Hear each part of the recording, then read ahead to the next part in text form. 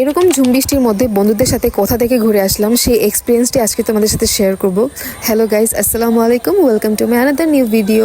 Suddenly ফ্রেন্ডদের সাথে plan হয়েছে কিশোরগঞ্জ নিকলি যাওয়ার, তো তার জন্যই সকাল সকাল বেরিয়ে পড়লাম।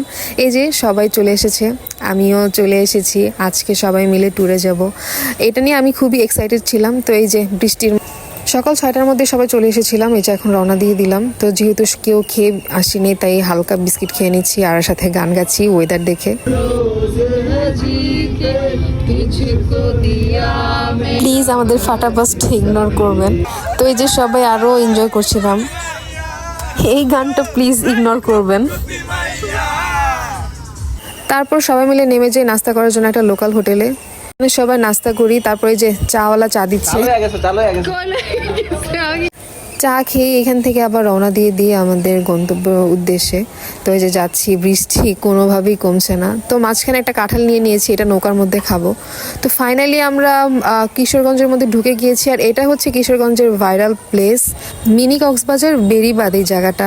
তো এই জায়গাটার মধ্যে আমরা সব থেকে বেশি এনজয় করেছি। এত সুন্দর বাতাস আর বৃষ্টি, মানে এই ওয়েদারটা বলে বোঝানো যাবে না। আমি কতটুকু আপনাদের দেখাতে পেরেছি জানি না, তবে আমরা এই জায়গায় অনেক বেশি এনজয় করেছি।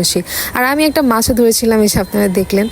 তো আমরা এই জায়গাটার মধ্যে কিছুক্ষণ থেকে তারপর এখান থেকে আবার নিকলি হাওয়ার উদ্দেশ্যে রওনা দিয়ে দিই।